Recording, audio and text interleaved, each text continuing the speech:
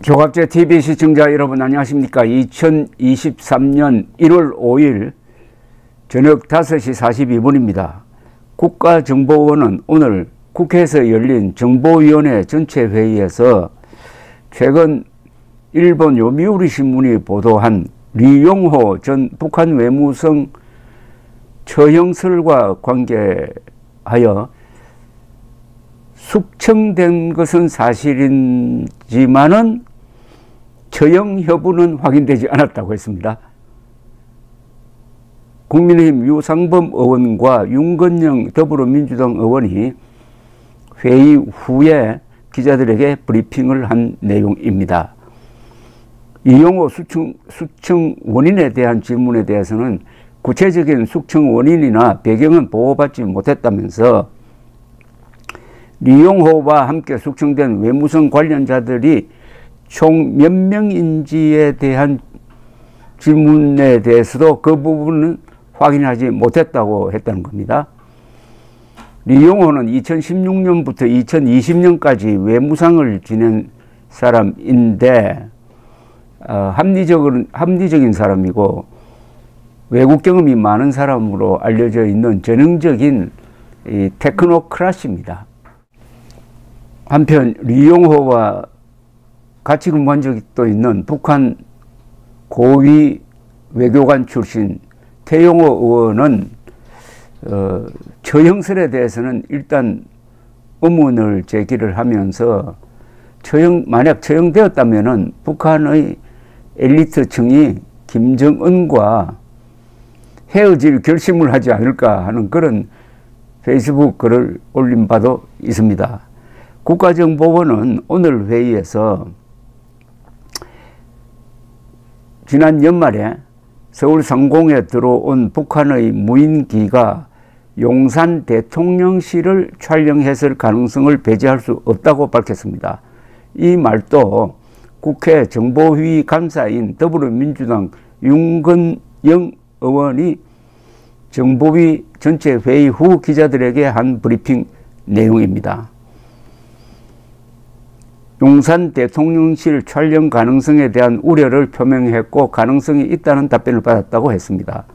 국민의힘 간사인 유상범 의원은 무인기가 들어와서 그 고도에서 촬영할 수 있지 않느냐 하는 가능성의 질문에 대해 국정원 측이 그런 가능성도 배제할 수 없다는 답변을 했는데 그렇다고 가능하다고 답변한 건 아니다라고 좀 애매하게 이야기를 했네요.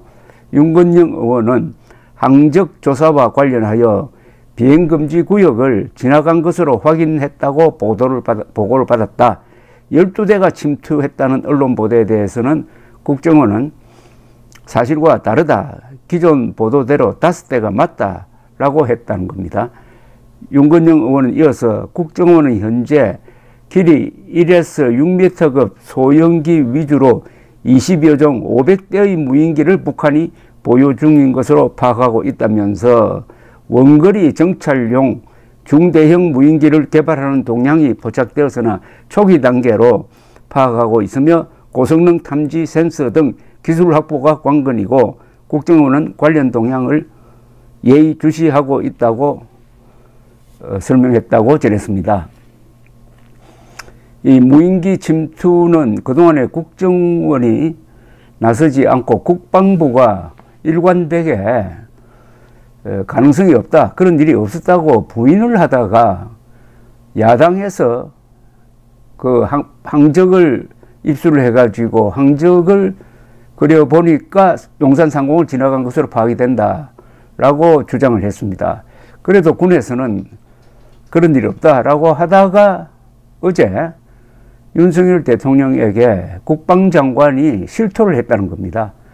항적을 정밀 분석해 본 결과 용산 대통령실을 중심으로 그어진 비행금지 구역의 북쪽을 스치고 지나갔다. 약 700m 안으로 들어와서 통과했다. 그럼 그 700m 안으로 들어갔을 때 용산 대통령실을 겨냥해서 찍었느냐 안 찍었느냐 그거는 북한이 공개를 하기 전에는 알 수가 없는데 찍었을 가능성은 충분히 있다고 보여집니다.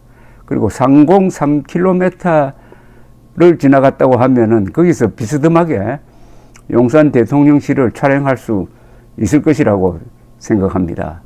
이것 가지고 뭐 공방전 벌릴 일은 아니고, 다만 우리 군이 이런 문제가 있으면은 처음부터 이 국민들에게 설명을 잘 해야 되는데, 일단 오리발을 내다가 언론이 보도를 하면은 그 다음에 부인하다가 나중에 사실로 드러나는 경우가 계속 반복이 되고 있습니다. 그러니까 군에 대한 신뢰가 떨어지는데, 그나마 국정원이 이 분야에 대해서는 오히려 국정원이 더 전문성이 높을지 모릅니다.